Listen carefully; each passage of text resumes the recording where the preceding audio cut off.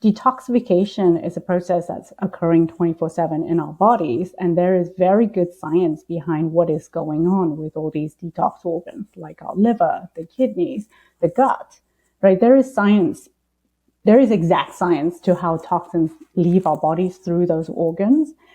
But what detox now means is, let me do a 2 or 3 week drinking shakes every day or taking 10 pills a day. And that's going to help me get rid of toxins. And that's just not how things work. I think the detox industry has tapped into human nature of wanting a quick fix, and that's normal. Everybody wants that. I would love a quick fix that actually got to the root cause and actually helped us detox, but there is no such thing, right? Welcome to Radical Vitality, a podcast dedicated to helping you find more health, joy, and radical vitality in body and mind, despite the challenges of modern life.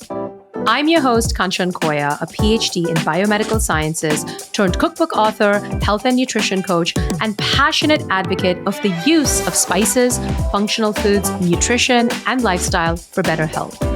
Join me and top experts in women's health as we navigate what has become an all too complicated landscape when it comes to health and wellness, so we can get down to what really matters so you can enjoy that life of radical vitality you so deserve.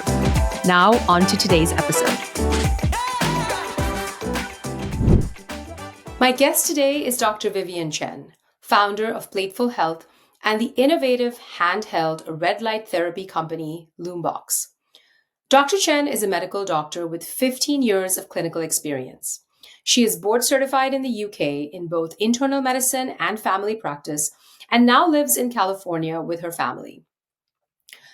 Dr. Chen's world turned upside down when her daughter was hospitalized soon after being born with symptoms no doctor could figure out. Through doing her own research, she was able to help her daughter not just recover, but thrive. She also realized that the many years of chronic fatigue, acne, and brain fog that she had personally experienced was due to environmental toxicity.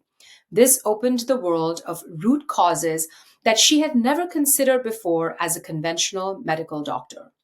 When Dr. Chen moved to San Francisco, she decided to make it her mission to help people reduce their toxin load because she believes environmental toxins to be one important root cause not enough doctors are talking about. In today's episode, we understand how these environmental toxins are adversely affecting our health, and without getting overwhelmed, learn how to navigate the world of toxins in a stepwise, practical, and effective manner. You will leave super inspired, empowered with actionable steps to really take on the burden of environmental toxins without that sense of overwhelm we so often feel. Without further ado, on to today's incredibly informative episode with Dr. Vivian Chen. Dr. Vivian, Viv, thank you so much for coming on to Radical Vitality. So excited to have you. I'm so excited to be here. Thank you so much for having me. I have known you for a while. I'm such a fan. I feel like every time we chat, whether it's socially or professionally, I learn so much from you. I'm always learning so much from your content online. So thank you for everything that you do to make the world a healthier, more toxin-free place. Oh, that's so sweet of you, and right back at you. I learned so much from you about spices, how to cook delicious meals. So thank you for all your work too. Well, I would love to know your origin story as it relates to the work that you do, that you are so obviously incredibly passionate about. It really comes through in everything that you put out into the world. So what got you so interested, so passionate in this field of kind of food and lifestyle medicine, if you will, and specifically toxins? Yeah. So I am actually a conventionally trained MD. I went to medical school in London at UCL. And then I went through medical school, did my board certification in family medicine, internal medicine. And then I kind of burnt out. So I feel like a lot of MDs who have segued into lifestyle, a more integrative approach to health, have their own personal pain or some kind of pain that kind of opened their eyes to things they didn't learn at medical school. And nothing against medical school. I had a great time. I learned really rigorous science, which kind of gives me really good background and standing on like the research I'm doing right now. But I didn't learn everything. We've mainly focused on diseases and how to treat diseases, but we didn't really study root causes of common chronic conditions. And actually, about halfway through medical school, I started to have unexplained symptoms or symptoms that could not be explained by my doctors at the time or myself. So I started to feel extreme fatigue, very tired all the time, insomnia, had cystic acne. I was anxious a lot. And I went to the doctors. They did a lot of different tests and everything came back normal. So they said, well, you're probably just very stressed from working really hard at medical school. But now looking back, there was one event now I can pinpoint to when the symptoms all started after. And that was when I had 2 really big amalgam fillings removed, drilled out, and put back in with no protection. So bare mouth, like just drilling. And of course, the amalgam fillings, 50% mercury. And at the time, I didn't know that could vaporize the mercury. And I was inhaling and ingesting a ton of mercury. And, I think that on a background of generally a very high toxic load was kind of what tipped me into all my symptoms. But anyway, I kind of carried on and I was actually very high functioning, dependent on things like alcohol to wind me down and then caffeine to drive me through the day. And I got through medical school, started working as a doctor, and things really came to a head when I had my daughter. And she, at 8 weeks, had to be hospitalized because she completely stopped feeding. No one could figure out why, including me. And that was the event that turned everything around for me. So we can talk about that a little bit later. But, it turned out that she had a cow's milk protein allergy. So she was reacting to cow's milk protein through my breast milk because I was breastfeeding her. And the allergic reaction was causing irritation in her food pipe, called esophagus. And then, so every time she fed, she was in extreme pain. So she just stopped feeding. And when I realized, after doing a lot of research, digging in the science literature, and I found a paper from 1982 describing her symptoms. We switched her milk and she was better within a week. Wow, that is quite a story. I mean, so much to unpack there. I think, like you said, medicine trains doctors, the field of medicine really trains doctors to manage disease, but not necessarily to create vitality in the body, and not necessarily to focus on root causes, which is so crucial. And I think a lot of us have struggled when we have gone to well-meaning physicians who are just not trained or equipped to really think about those issues. And then to be able to, gosh, I mean, I can't even imagine how it must have been to be a doctor, to be, like you said, high functioning, really smart, really on top of things, and then have, your daughter go through this and not really be able to understand what's going on until you really sort of dug deep. So I can imagine that was hard. Yeah. So it takes intense pain, I think, for you to deviate from the norm and to open your eyes, right? Because I had invested so much into my Western medical training at this point. I don't want to see anything else. I don't want to know, right? In my opinion, it's like, no, what I learned is the gospel truth. And it really took that much pain. This one person that I wanted to help the most in the world that I couldn't help, that intense pain now was just like, okay, you got to do something. You got to save her life. It's on you. You're her mom. Do something. And, it's just like natural human instinct and the mother's instinct so strong. That's what drove me to do the research. And I read and read, like I didn't sleep for a long time. And then when she got better, I still had questions, right? Like, so now the questions were like, how come she has this weird allergy? Like, I don't have any food allergies. My husband doesn't have any food allergies. Why? And so that kind of that's what started my digging and going down this rabbit hole, which led me to environmental toxins, nutrition, lifestyle medicine. And that's what I talk about right now. Yeah, super powerful. Thank you for sharing that. And there's a famous saying in Eastern spiritual traditions, I think, maybe it's in Buddhist studies or tradition, that says that the ideal path is when you turn your pain into your medicine, like turn your pain into your medicine, your offering to the world. And you have really done that, and we are better off for it. So I know it must have been hard, but I'm so grateful that you were able to do that, because so many people are benefiting now from the message that you share. So, toxins, and we're going to dive into the world of toxins, which can be really overwhelming for people.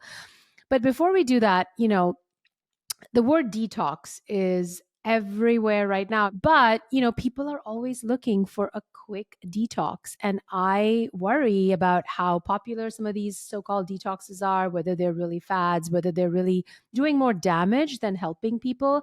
How do you think about this word detox and some of these detoxes out there? What's your kind of perspective on that word? I love that question because detox now has a negative connotation to it, right? And it's unfortunate because detoxification is a process that's occurring 24/7 in our bodies. And there is very good science behind what is going on with all these detox organs, like our liver, the kidneys, the gut, right? There is exact science to how toxins leave our bodies through those organs. But what detox now means is, let me do a 2 or 3 week drinking shakes every day or taking 10 pills a day. And that's going to help me get rid of toxins. And that's just not how things work. I think the detox industry has tapped into human nature of wanting a quick fix, and that's normal. Everybody wants that. I would love a quick fix that actually got to the root cause and actually helped us detox, but there is no such thing, right? And when I think of detoxification, it's more like a marble run. I think everyone knows what a marble run is, right? It's that toy where you build out, the marbles you put into the system runs through different levels and comes out the end. Think of that as your detox system in a body. And you're putting the toxins, the marbles are coming into the system, and it has to go through all these different processes before it can come out the body. And if you just take one supplement or a shake that's going to tackle one thing or one level, that's not how it works. You might have blockages on the other levels. Now your marbles are still blocked. They're not coming out. You might temporarily feel better just because you're eating less and you're eating less inflammatory foods. I think that's the important thing to remember, is that when you're taking these detoxes and you're suddenly feeling temporarily better, it's probably because you're not eating your normal diet and you're eating something that's devoid of possible allergens or inflammatory foods, right? And it's not that you're actually detoxing. When you're detoxing, you actually need to support your liver with a lot of different nutrients, vitamins, minerals. You need to poop every single day. And unless you're doing those things, you're not detoxing. Right. Yeah. So it's really, I love that analogy of the marble run. It's really like sort of a multi system orchestra that has to work in sync for you to be efficiently detoxing. And what you're saying is, we're doing this all the time. It's not about sort of really hitting the accelerator button on detoxification for 3 days or 5 days, or choose your favorite, cleanse duration. We want to support these processes 24/7. Yes, and I actually work from the bottom of the marble run up. So like, what's the last place this toxin leaves our body? It's the gut, right? Usually the gut, some toxins do come out through the sweat and your kidneys too, but the gut is where a lot of people have issues because they're not pooping, they're constipated. Even if they think they're not constipated, they are actually constipated because they're not doing big sausage-shaped poops. I know, sorry. It's No, like we had Dr. talking B to a on doctor.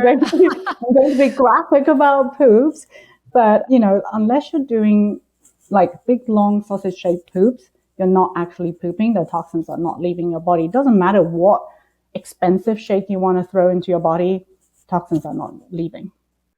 We've had Dr. B, our mutual friend, on here, and we did a whole section on poop and poop consistency and shape and size and everything. So if we don't talk about how our poop looks, we are not well informed. We're not taking a look where we have a lot of really valuable information. So we talk about poop on this podcast in the service of public health without any shame. So no, that's really, really helpful. We really need to be supporting the different systems where the detoxification occurs. And like you said, you like to start with the system where it tends to build up, where it has to be eliminated. And of course, gut issues are rampant. And that brings me to a question. So what you're saying is that some of these detoxes that are very trendy, I mean, pick your favorite one, might make you feel temporarily better, but they're not really getting to that fundamental kind of goal of supporting your innate detox pathways constantly. Are there any dangers that people should be aware of? Like if they were to embark on one of these detoxes, could it actually do harm? Yes, and I've seen it. And that's why I really, on my feed, talk about this a lot. When I was an internal medicine resident, I actually saw somebody in liver failure from taking these detox herbs. And these herbs, who knows what's inside, right? But pushed this person into liver failure. The very thing you think you're supporting. And I'm not saying this happens frequently, but you really need to be careful what you're putting into your body. Just because it's a supplement and it's natural doesn't mean that it's safe. In fact, it might mean that it's less safe because now, these companies are not required to test, right? And it's not regulated by the FDA like medications are. And so there's actually less kind of control over the quality of these supplements that are natural. And the biggest thing is, I coached a lot of clients when I moved to the States because people were doing detoxes wrong and getting a lot of side effects and detox reactions. When you're supporting your detox organs, you shouldn't feel any reactions. That's the ideal, because that means every stage of that marble run is clear and the marbles are running through. But if you're having symptoms, it means that one or more of those steps of the rungs of the marble run is blocked. And if that's blocked, you're going to get an accumulation of toxins and it's seeping into your bloodstream. And that's what's causing side effects like headaches, fatigue, skin rash, acne, breakouts. These are very, very common side effects that people say they experience as part of detox reaction. But actually, those are signs that your detox organs are blocked. So what are the different systems besides the gut? You touched on a couple. You mentioned the kidneys, you mentioned the liver, of course. When you think about these systems that have to really work in concert to allow the marbles to kind of run smoothly, what are the main systems we're talking about? Yeah, so after the gut, I actually go to the liver next.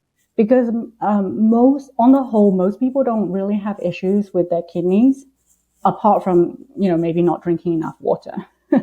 And everybody can drink more water, I'm sure. But the liver is often overwhelmed, I would say. So the liver is so giving, right? It's the organ that deserves a medal in our body the most because it performs over 400 different functions, from making vitamins to detoxifying or activating our hormones like thyroid, estrogen, to breaking down alcohol, to breaking down environmental toxins. It just does so much, glucose, lipids, you name it, it's doing it, right? And it's literally overwhelmed now because of the amount of things we're throwing into our bodies. So the liver is often the place that needs a lot of support. And I don't mean with supplements. I mean, starting with lifestyle and the food that you're putting on your plates, because most people are not eating enough nutrients in their daily meals to support the liver functioning. And for the liver to do phase 1 and 2 detoxification efficiently, it needs B vitamins, zinc, magnesium, amino acids. So a bunch of different things. And what people don't realize also is that the liver needs a lot of energy to perform detoxification. So ATP is the currency of energy in our bodies, right? Every cell, think of it like you use money to buy things, right? Well, every cell is using this currency of ATP, which is the energy to perform a function. And then the liver needs a lot of ATP to perform detoxification. And so when people do things like, and I know you're a fan of fasting, and I am too, but not for detoxification. It's not a detox. Because when you're fasting, you're reducing the amount of energy in the cells. So you're not necessarily detoxing. You're doing something else. You're doing fasting for metabolic health, but it's a completely different thing. So fasting is also not detoxing. Great clarification. And I do want to jump into, I want to put a pin in the detox supporting foods and come back to that. But before we do that and talk about how to support optimal detox, why are toxins a problem? So, the naysayers, like the critics or the skeptics will say, yeah, well, we have detox organs. And maybe sometimes they're overwhelmed, but do we really need to be worrying about this? Isn't it just adding more stress to our lives to be now worried about toxins which are everywhere? I mean, what do we know about, based on the evidence, whether these toxins are really affecting our health, and if so, how? I really love that question because you now see two camps on the internet, right? One camp, which is super extreme, like, I'm not going to even touch water that's not being filtered. There's toxins everywhere. And there's a lot of scaremongering and fearmongering in that camp. But then there's the other camp that's like, there's toxins everywhere. It's fine. We have detox organs. You don't need to worry about them at all. And the truth, as usual, is somewhere in the middle. If you step back and look at human health overall, you see that there is evidence. For example, Dr. Shanna Swan, I don't know if you know her, she's a scientist from Mount Sinai. She actually wrote a book all about endocrine disruptors. So this area, I feel like, hormones is an area I feel toxins, the impact of toxin has the most robust evidence. And if you look at, it's not everybody who's going to be affected by toxins to the same extent because we have different detox capabilities. We can break down toxins differently. But if you look at the sperm count overall as an average for men, that's declined by 50% in the last 40 years. That's pretty significant, right? That's telling you something in the environment is doing that to us. I'm not saying it's 100% toxins. I'm sure that lifestyle and diet has something to do with it too. But to not talk about environmental toxins is frankly negligent in my opinion, because it does play a role. We have studies after studies showing the links between different chemicals like phthalates, BPA on our hormones. So we do need to be having this conversation. I literally just saw this morning a study, and you're probably aware of it, pretty recently, that looked at PFAS chemical exposure and bone density issues, which I was like, oh, I was going to ask Dr. Viv on the show today about how toxins, impact our health negatively. And we actually have more and more data now that there are real implications. And of course, the body of evidence is what we need, because one study on its own is not really going to be that telling, because a lot of times these are observational studies, which have, some challenges in terms of their interpretation. But yes, I think it would be, like you said, negligent to completely ignore environmental toxins as playing a role in human health. Yeah, and we don't have a causal link because nobody's going to do that type of interventional study with toxins.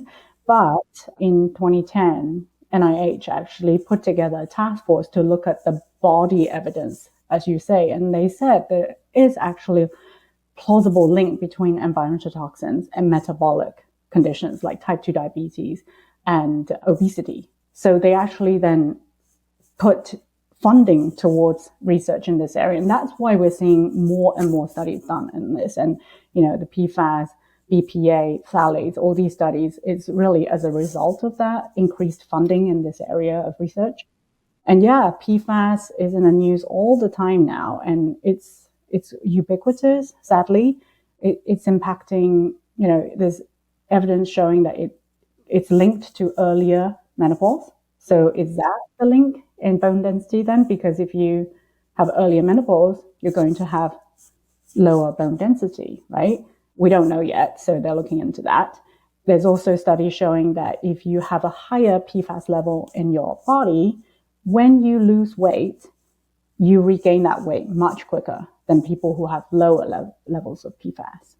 So it's affecting our metabolic health, it's affecting our hormones.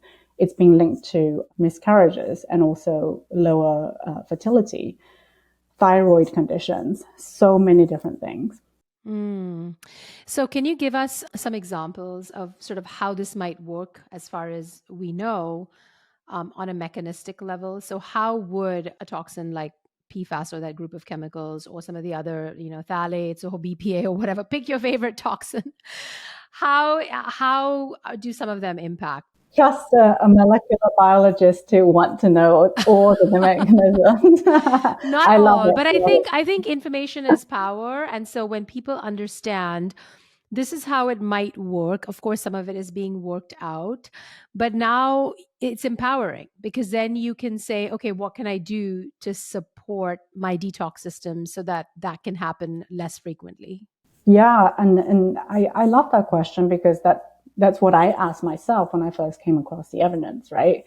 So it seems that these different toxins can hit different points in our endocrine system. So the endocrine system is the collection of glands that produce hormones, and hormones are messengers for bodily functions. For example, insulin is a hormone that controls your blood sugar.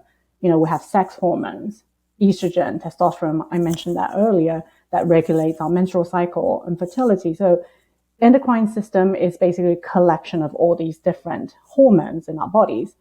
And different toxins can impact different hormones and in different ways. So sometimes they mimic our own hormones and they activate receptors. So for example, BPA mimics our own estrogen. So they can go and activate these estrogen receptors. So they've been linked to, for example, hormone sensitive cancers.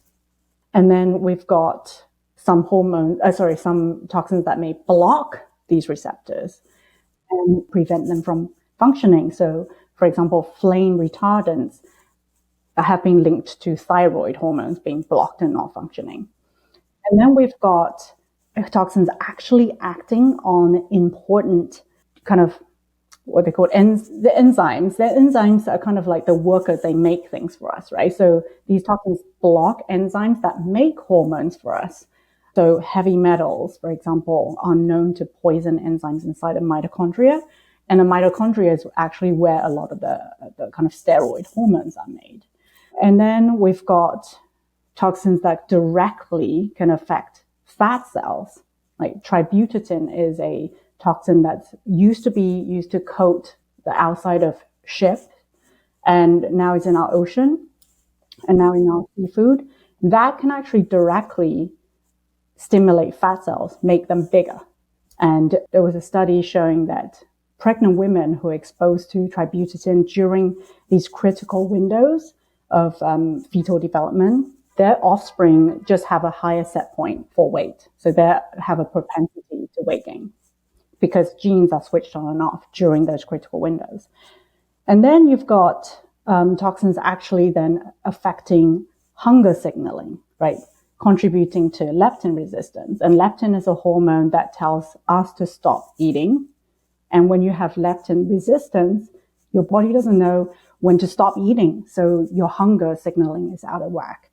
A lot of toxins cause inflammation, and inflammation is linked to leptin resistance as well. So I'm listening to you and I'm like, this is so informative and it's also kind of depressing because even if you are someone who is really taking care of your health and doing all the things to support your, marble run detox system, the ubiquity of these toxins, the fact that they are sort of everywhere, almost makes me wonder if really no one is entirely spared. And I don't want to be a scaremongering podcast. I want to leave people empowered with some real action steps they can take to take control of their health, and we're going to get to that in a second. But I think what you initially said is toxins don't affect everyone the same way, and that's true. But just given the state of our world and the fact that so many of the things that you've mentioned are literally everywhere, would it be safe to assume that, everyone should be paying attention to their detox organs and really trying to optimize kind of continuous, good, healthy detoxification, because these things are everywhere?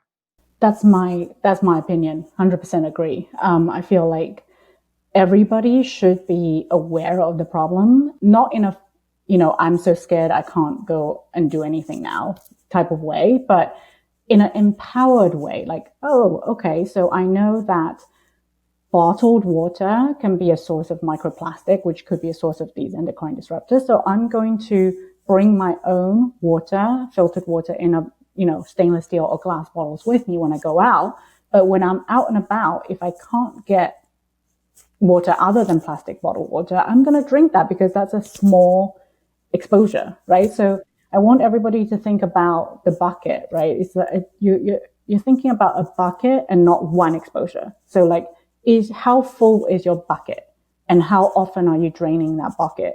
If you're pouring the bucket out every day because you are optimizing your detox organs with nutrition and lifestyle, exposures don't affect you that much, right? And I want people to feel empowered that if they're taking steps to reduce, just taking steps to reduce, not 100%, maybe like where you can, 60, 70, wherever you are at, and then eating the foods that support our detox organs to help the body then eliminate what we can't avoid. I feel like that is where we need to be. I love the bucket analogy because it's a really great framework for what I want to talk about next, which is it's almost like if we think about the bucket as the entire load of toxins, we want to be paying attention to what's coming in. So paying attention to toxins without getting overwhelmed and stressed out, because that's not going to help anyone. And we also want to pay attention to how we can properly eliminate or clear the bucket periodically, continuously, regularly. And so let's touch on both those things, just a few pointers. And I know that you have an incredible course called Detox Right, which really dives deep into this subject area. So if people want to do a deep dive and really go for it, that's where they should go. And we will link that in the show notes. But if someone is listening and they're like, okay, I'm convinced I should be paying attention to toxins, I'm convinced that it's going to improve my health to do so, how do I do that? And what we're saying is you need to be paying attention to two things coming in and making sure they're leaving optimally. So let's start with things coming in. Some simple things that people should pay attention to, kind of low hanging fruit, if you will, that will help people start to take action and feel empowered today instead of overwhelmed. Yeah. Number one thing, if you have scented products in your house, please consider not using them and using something else, or reducing the frequency at which you use it, right? So I'm talking about air fresheners, scented candles. I know everybody loves those things, especially this time of year. I love candles myself. So I'm not going to say, hey, you must stop right now and 100%, but maybe stop spraying your room with air fresheners first, right? And the reason why I'm saying that is because these scented products are really a very abundant source of endocrine disruptors. Fragrance can actually cover more than 3,000 different chemicals. Many of them are phthalates, because the reason why scents linger is because phthalates sticks the scent to something, right? And you're literally breathing in these phthalates, which have been shown to affect our fertility, thyroid function, increase our propensity to weight gain, insulin resistance, so many different things. So that would be like the number one thing. Don't use air fresheners. And if you want to make your house smell good, simmer pot on the stove, or essential oils instead. And then, so air, because we breathe in 11,000 liters of air. So that is a huge source of exposure, right? And I don't know, like I only recently found out that a big source of microplastics into our body is the air that we're breathing, because microplastic particles are now in the air. So if you can invest in a quality air filter at home, because that is something that the air inside of our home is where we do have control. So that's where we can do things to try and improve that. And then I'll probably go to water, because that's the next thing that you kind of ingest the most of, like other than air, like now it's water and then food as well. So, if you can try and invest in a water filter, point of use water filter, and there are some really affordable pitcher ones if finances are an issue. And what I would say with that is there is no one perfect water filter, because it really depends on the pH of your water, what's actually in your water, as to how well filters can work. So I would go to EWG, the Environmental Working Group. They actually have a tap water database for the US where you can type in your zip code and it will tell you the contaminants in your water. And now you can use that to look for a better water filter. Oh, that's so helpful. I didn't know that. That's incredible. Great tip. I'm going to throw my husband under the bus for a second because the other day he ordered something on Amazon. I opened the package thinking it's something exciting, and it was a bunch of like air fresheners. And I was like, what? I'm like, why? And I follow you and I know you. So I was like, oh my gosh, are we seriously regressing in time? Like, what are we doing? And he was like, oh, I thought we should put one in each bathroom. I'm like, absolutely not. Like, these are horrible. And it was like, unfortunately, like a big bulk purchase. So the point is, like, I think so many people don't know that air fresheners have these endocrine disrupting phthalates. I mean, and think it's like, a nice way to scent your home. Yeah, and also, I think people don't realize that a lot of their symptoms are linked to these products, and they don't realize until they remove it. So what I have is a lot of followers DM me, "Oh my goodness, now my postnasal drip is gone. I don't have my sinus congestion anymore." These are really quite immediate things, and then we've got the long term things, like fertility, hormone balance to think about too. Right. You just adjust to whatever state you're in. And it's only when you start feeling better that you realize, oh, that was not an optimal state to be in. 100%. Yeah. Yeah. So I love that these are like really actionable. And basically, to recap, things that we are ingesting a lot of on a regular basis. Air, pay attention to that. Thank you so much for getting me onto the air doctor. Air filter, which beeps all the time when I cook, by the way. Every time I'm cooking, it starts to go nuts and it makes me like open my door. And I mean, even cooking can be a source of toxins. Right. Yeah. Unfortunately, and you're still better off if you cook at home, 100%. There's no question about that. But cooking can generate PM 2.5. And if you have a gas stove, I mean, that's all over the news right now, right? Like nitrogen dioxide and methane and the things that it can be emitted from a gas stove. And, we're both Asian. We love cooking with gas stoves. So this is where you really got to weigh up, like what's the benefit and risk analysis here, right? Like, am I going to start remodeling my kitchen because of that? No, I'm not going to. What can I do to mitigate some of the risks?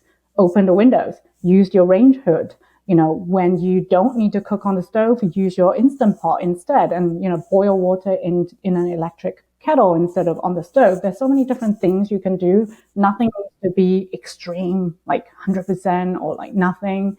And, I have a lot of people worried about furniture, for example. And, I just say to them, you got to do the lowest hanging fruit first. And once you've done that, then you can worry about your furniture. But, I still have furniture that's like, I know it's off gassing, but I don't really worry about that because my bucket, going back to the bucket, I've cleared my bucket. So it's okay to have a little bit there. I have detox organ. Yeah, super helpful. What do we do with candles? Because I have these beautiful candles I was gifted, the ones from the French brand. I think it's Diptyque, and they come with all these fancy scents. Are those horrible too? They're all bad. Well, again, right, it goes back to the bucket. Like if you've done other things and you're not breathing in air fresheners 24/7, half an hour burning of candles here and there, I just don't think it's that big a deal, honestly. But there are tips you can, if you love a candle, these are a few things I do when I burn candles. Number one, you want to trim the wick, because the longer the wick, you see like the black wick, you want to avoid that, because that is what's generating a lot of like, PAH and the harmful chemicals into the air. So if you trim that and then you burn it, and then when you put it out, don't blow it out, right? Because that you see the soot and everything like being released when you blow it out. Like put a cap on or a lid on it and let it kind of, gradually go out by itself. And then you don't let all that stuff come into the air that you're breathing. And when I blow it out, that's when I put my air ductor like very close to like suck out anything.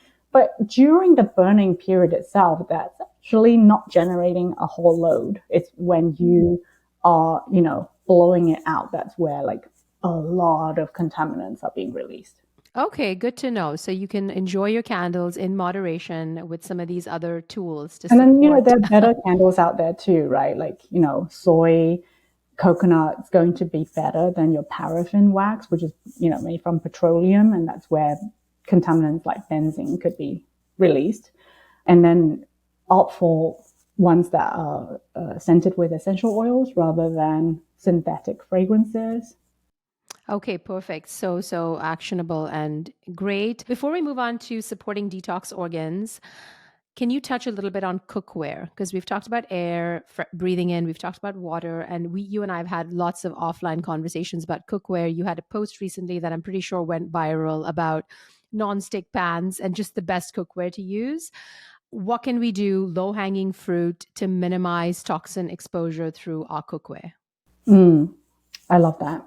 So the number one thing is, if you're still using non-stick cookware that's lined with Teflon or, that black shining coating, no matter what it's called, whether it's Teflon or another different brand, minimize using that and try to switch to something else. And I know that when people hear that, like, oh my goodness, that's going to be so expensive. Not necessarily, right? Because you went into Target, and this is why I did my reel in Target, which is, for $20, $30, you can buy a stainless steel or cast iron pan, and both of those are better options than Teflon coated cookware. And the reason for that, in case, for your listeners who don't know, is Teflon or these non-stick coating can emit PFAS, right? So PFAS is a group of, I think now, something like 10,000 different chemicals. When I first started reading about it, it was like 2,000. Then it's 3,000 now. We're at 10,000 different chemicals. It's a family of different chemicals. So what brands have started doing is market the non-stick as PFOA free. That's one chemical out of the 10,000, right? But they use different PFAS chemicals to achieve that non-stick lining. It's greenwashing. It's really not good marketing, in my opinion. It's kind of like trying to pull the wool over consumers' eyes. They're still using PFAS chemicals in these coatings. So if you have a non-stick pan, consider switching that to stainless steel or cast iron. What about some of the newer trendy brands? I'm not mentioning any names, but lots of brands that, like you say, claim it's free. They don't look like those old school nonstick pans. They look fancier. Do they also have PFAS? They're usually marketed as ceramic coated pans. So that's what you'll read, ceramic coating. They're not actually ceramic in the truest sense of the word, but they are usually like a lining of what's called sol gel, silicon dioxide. And I don't know that I have an issue with that lining per se. What I have more of an issue with is that this lining is usually very thin and gets damaged very easily, gets scratched. And when it's scratched, what's underneath that is usually aluminum. And I do not want aluminum in contact with my food. There are studies showing that, aluminum can leach into your food from pans. So avoid that. Avoid aluminum water bottles as well. That's also popular. And then when I reach out to these companies to ask them, like, okay, so what did you actually put into the sol gel, like to make it white or different colors? They don't actually, they're like, oh, it's proprietary. We can't tell you, but we can tell you that it's PFOA free. Means nothing to me. Like, yeah, okay, I know it's free of one PFAS. And they may have tested for heavy metals. That's, good. Like I applaud them for testing, but I want to know, like, did they put any colorants into that coating? Like, how did they actually make the coating? And I believe there was a lawsuit. Now, I'm not saying that lawsuits mean that everything is true or like, there's truth to what the lawsuit claims, but there has been a lawsuit against one of the companies who makes that ceramic coating, and to say that the claim that it's non-toxic is actually not valid. Yeah, I'm pretty much in the same camp. I avoid all the fancy non-sticks and whatever. I just use my cast iron. I season it really well, and it now works like a non-stick. And then I use my stainless steel, and I've tried to use this trick where I heat it at really low heat for a little while, and it's supposed to kind of allow it to be less sticky, and it does work. So I can get away with like less oil or whatever. But yeah, check out Dr. Viv's reel on what pans to use. And I have a cookware guide actually. So Oh, if you perfect. want to do a deep dive, maybe I can give you the link. So yeah, We can put it in the show notes. yeah, I really dive into the different types of cookware because in my opinion, there's no 100% perfect cookware, but they are better. And I think if you're aware of the different options and the ups and downs, so the pros and cons with them, then you can make your own informed choice, right? Carbon steel wok. I forgot to mention that that's also another good option as long as they're not coated with PFAS. Okay, great. We'll put a link to that cookware guide in the show notes because that's something for us home cooks that's really important because we are cooking pretty regularly, and that's another area of kind of regular exposure. So we've talked about things coming in and things to pay attention to, a few things that people can get started on today. What about, the bucket, like things leaving the bucket that we also want to support? What are some easy things people can start to do today to really support optimal detox? Yeah, if you're not pooping every day or at least once or twice a day and they don't look like long, big sausages, you need to get your poops to that point or you're not detoxing. So that's number one. So whatever you need to do to optimize your gut health, because that's how toxins eventually leave our bodies. And if you're not pooping, the toxins are just being reabsorbed, and they do get reabsorbed and they go back to your liver to add to that bucket, right? So you really, and if you have any kind of, it's commonly called estrogen dominant symptom. Like, I don't like that term because it's estrogen and progesterone is in balance all the time. But, things like heavy periods with clots, breast tenderness, any of those types of symptoms, irregular periods, estrogen may not be broken down efficiently either by your liver or it's not leaving your body through your poop. So it's being reabsorbed back into your body. Really look at gut health and liver health for that. So yeah, eat more fiber, eat more plants, eat fermented foods if you can, and get your poops to a place where, you're doing big proper poops once or twice a day. That's number one step. And then we go to the liver, because everybody does it in reverse. They want to know how to support their liver. Like, oh, should I take milfisone? No. Are you pooping? If you're not pooping, let's get there first. Otherwise, you're going to have that backlog issue on the marble Exactly. run. Then Yeah.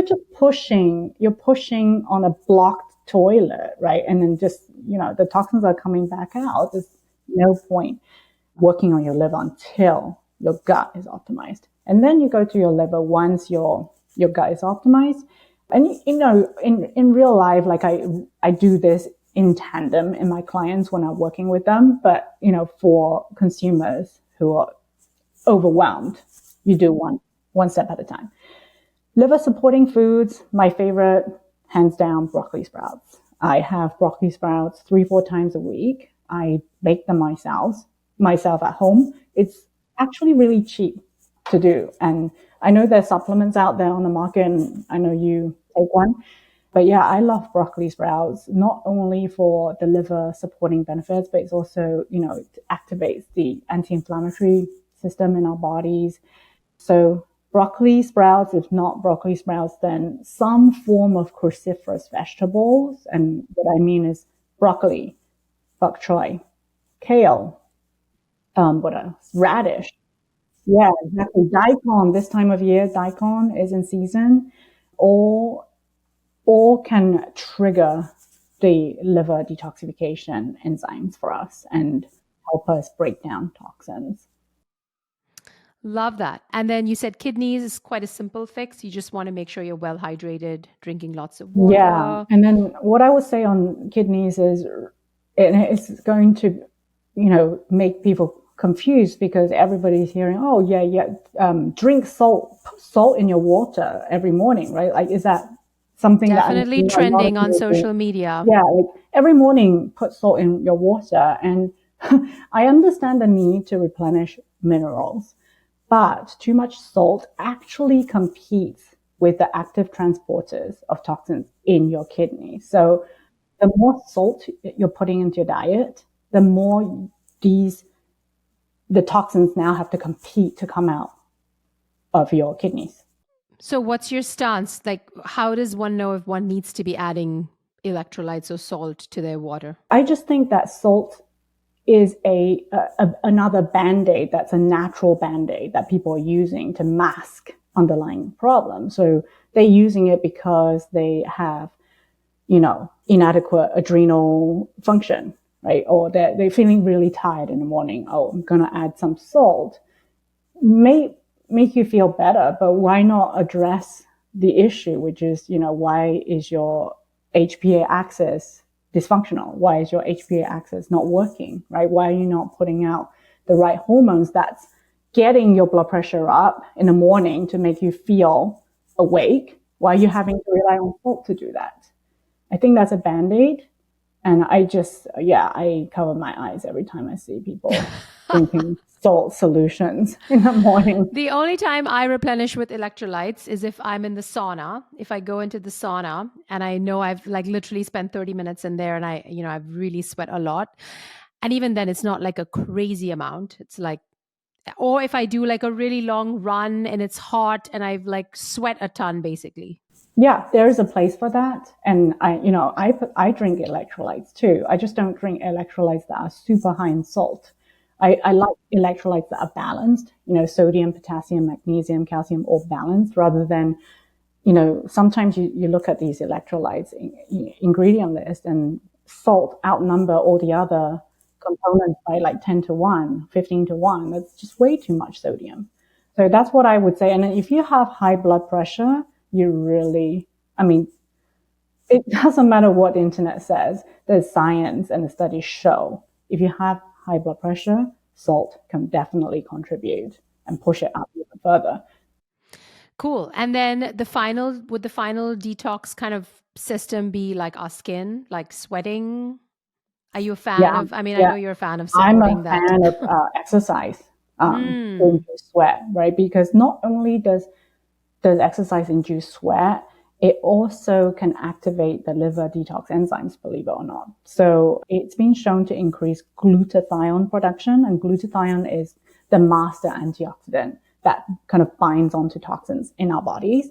So exercise can actually help us do that. Exercise is just amazing. It just can do so many things. So, and when you're moving your body, you're also moving toxins out of tissues into your detox organs. So that also helps, getting lymph flowing. Lymph is actually a drainage pathway for these toxins to leave your tissues. So exercise is great. And if you can afford a sauna, I love sauna, not just I feel like there's more science and more studies done on the benefits of sauna for cardiovascular health than, toxins. But there are a couple of studies showing that sweat can contain, I think it's BPA and heavy metals like cadmium. So yeah, I'm a big fan of sauna too. Yeah, amazing. Let's switch gears really quick before I let you go to something that you put out into the world that I think is another one of your great gifts to public health, which is the handheld red light therapy box, Lumebox. I know my audience has heard me talk about it. I'm a big fan. I use it every day.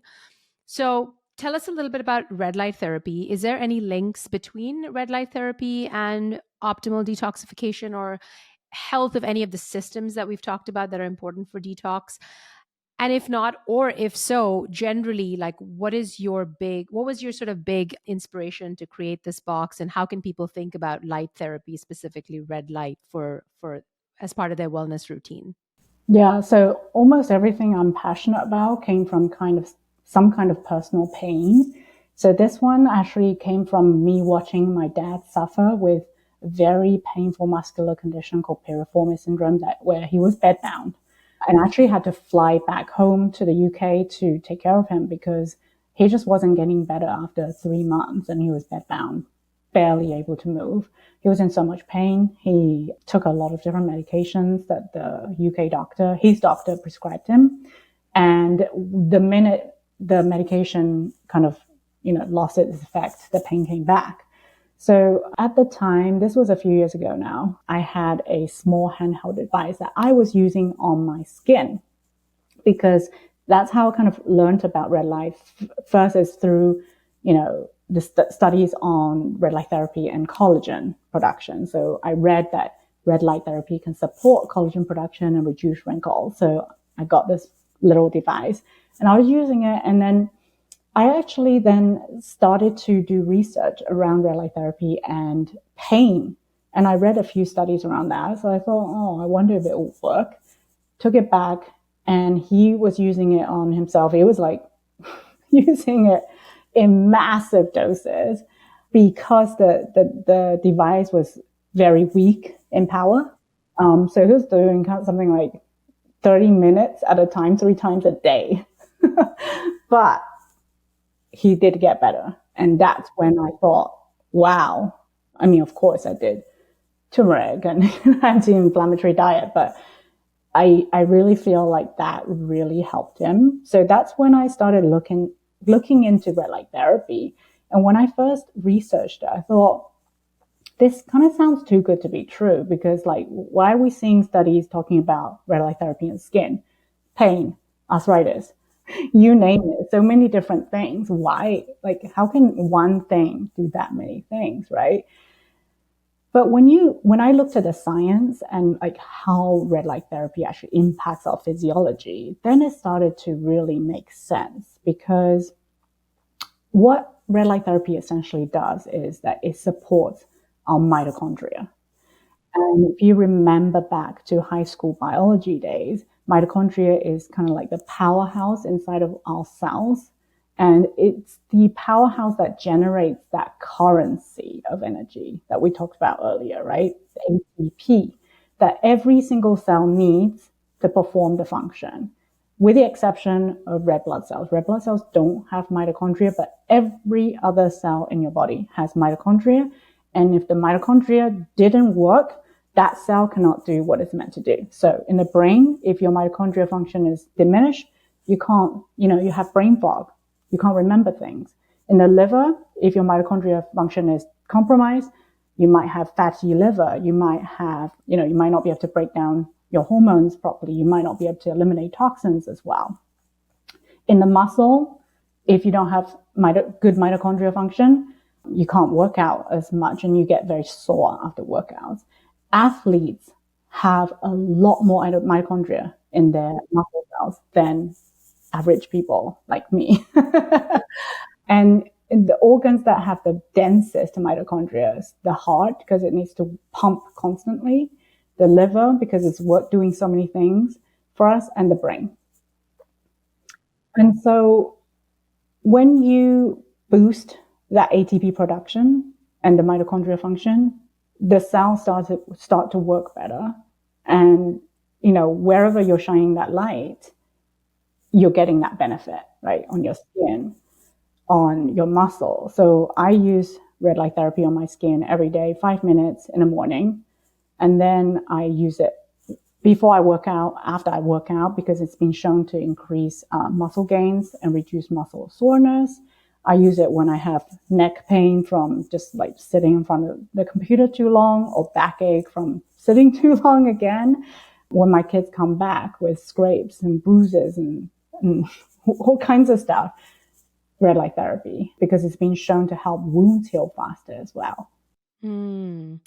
I love using it on the back of my neck before I sleep. I think that's something I learned from your routine on the Loombox website and also on my kids. I left one at home with my parents in India because my dad has some shoulder soreness, my mom has lower back pain. So I'm like, everybody do your red light therapy every day with the near infrared setting and the red light setting. So that's super cool. And maybe we can do a whole other episode on light because I think that's so interesting and underappreciated how light can be such a potent signal.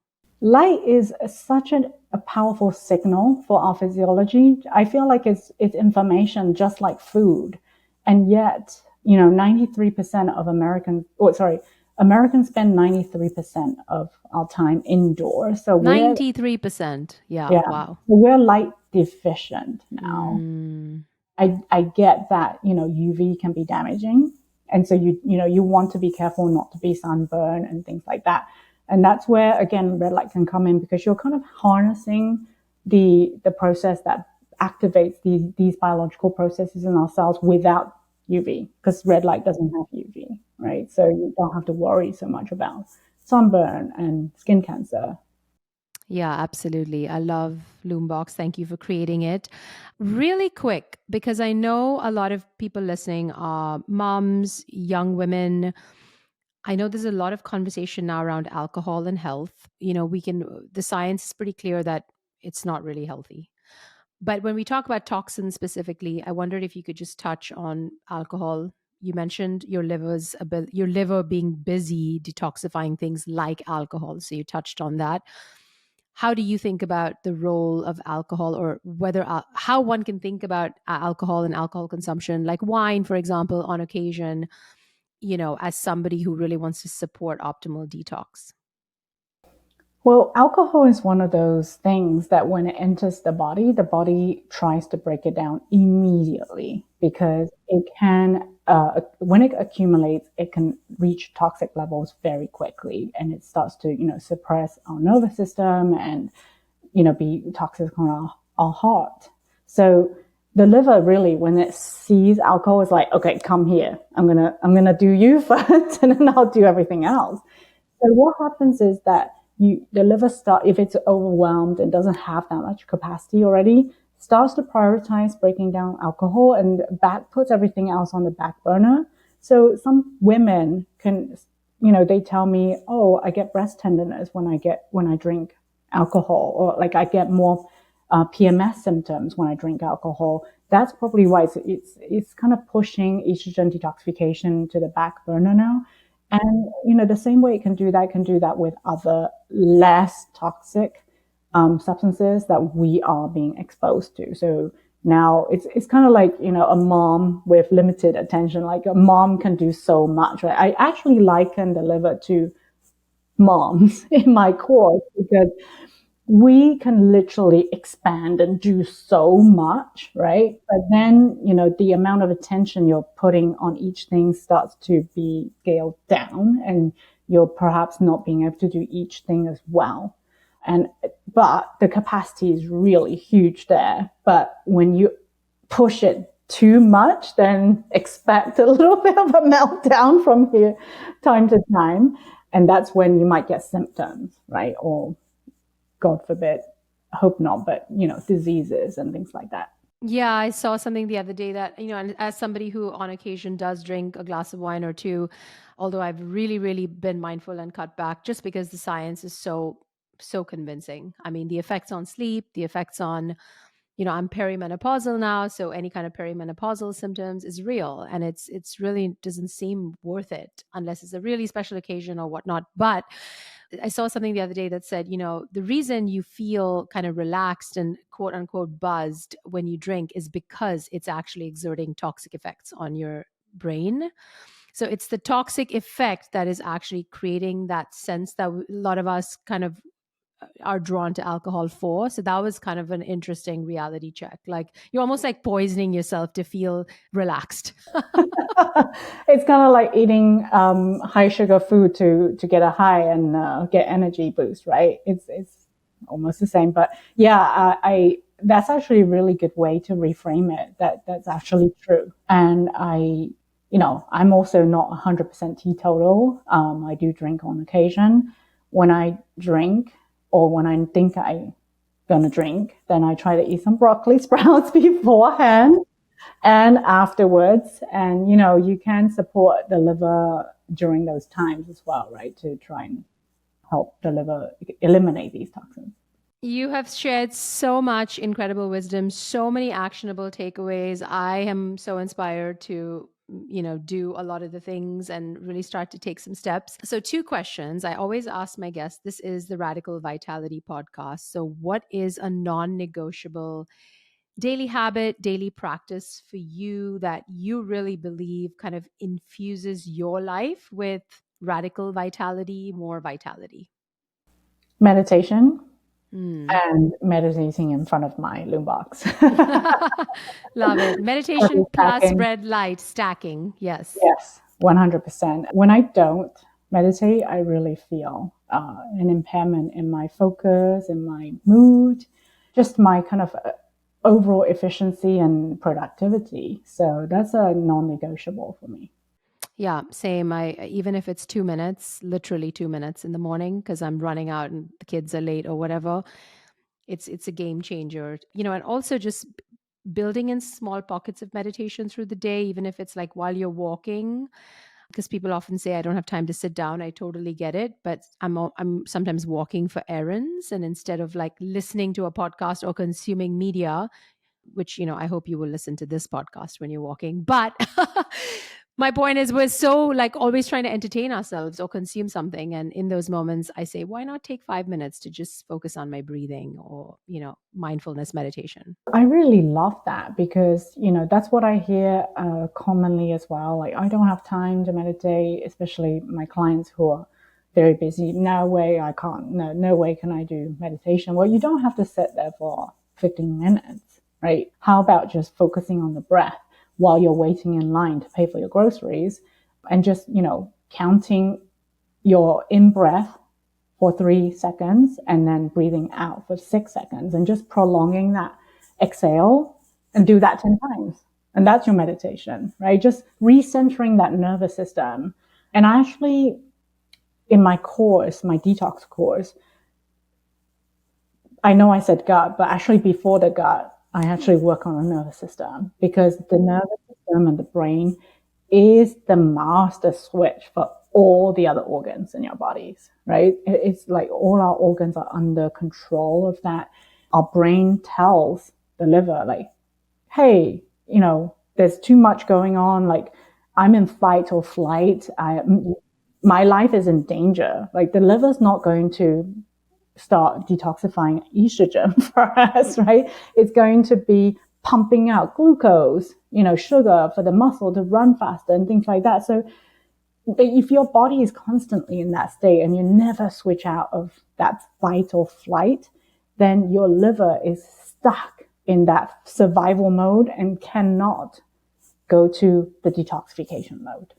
Yeah, that's brilliant. And what is something you're working on? What's a health enhancing habit that is like a work in progress for you? Exercise. I'm one of those people that just know exercise is so good for me. And, I try to do it. Like, I actually do it at least 3 times a day, but I want to go to 5 times. 3 times a week, you mean? 3 times a week. Yeah. Yes, I would do it 3 times a day, but 5 times a week. Yeah. Would be kind of like my goal and my ideal, and different types of exercise. Like, so yoga, running, weights, just incorporating different things. So, because I'm perimenopausal like you, I'm 46 now. And so, I want to build muscle mass or maintain muscle mass. I want to make sure my balance is maintained, because that's the biggest cause of falls, right? And then yoga for like joint health and for stability and things like that, and mind-body connection too. So is it just a time issue, which is why it's a work in progress? Yeah, it's always just one of those things that, like, I have everything in my calendar, and then it's like, oh, where can I fit exercise in? And then without doubt, like if a call runs late, my kids at school calls me, like then exercise just gets scrapped. And at the end of the week, it's like, oh, I only did it twice this week. So now what I'm going to do is actually diarize my exercise, right? Like just like that is in the diary, that has its place, just like your call. Don't miss it. Yeah, that's what I found. You have to make it like a super important thing. And certain things have to be said no to as a result of that. And it's just the way I've prioritized it, because for me personally, it's just makes such a difference to the way I can show up in the world for myself, my family, my kids. So, it's worth putting some other things on the back burner. Well, Dr. Vivian, thank you so much. I cannot thank you enough for truly, genuinely, so much incredible wisdom, the tips, the hacks, the advice, the perspective, the balanced, nuanced kind of voice around something so important. I know people are going to just take so much away from this episode. So thank you again for your generosity, your time. And yeah, people should check you out. So where can they find you? Your Plateful Health on Instagram. Where else is a good place for them to come find you? So on Instagram, I'm at plateful.health. So that's plateful.health. I also have a website, www.platefulhealth.com. So I have a lot of blog posts there. I have an email list. So if you're not on social media, you can go to my website and sign up for my emails. And if you're interested in the Lumebox, Kanchan, please put your affiliate link there, because you can get a really heavy discount through Kanchan's link. And, the difference between, I get asked this a lot. So the difference between Lumebox and the other devices on the market is I made a portable device very, very powerful. And most, like I explained earlier, the one I had for my dad was not powerful enough. And that's where I saw a gap, and where, how people use it is usually, you sit on your sofa and you put it on wherever it's hurting you, right? Like I'm not one of those people that can stand next to a panel naked for 10 minutes and while it's plugged to the wall, right? Like I use it with me as I move around the house. It's on my chair, while I'm working, or on the sofa, or in bed with me. But I wanted one that's powerful enough where it will penetrate joints and tissues. So that's why I made it. And we are third party tested for irradiance. We're registered with the FDA. We also tested for EMF. So all the things that are important to look out for in a red light, we did it. And so if you're interested, please use Kanchan's link. Thank you. Yes, all that will be in the show notes. And again, thank you, Viv, for everything you do to make the world a healthier and happier place. And oh, thank you. I'm so grateful our paths crossed. Thank you for all your work too. Thank you. Catch you next time. Thank you for listening to the Radical Vitality podcast. Be sure to subscribe so you never miss a new episode. It's also the best way to support the show at no cost to you. If you'd like to share your thoughts or feedback, let me know by rating and reviewing the show on your favorite listening app, or leaving me a comment on YouTube. Until next time, stay spicy, stay healthy.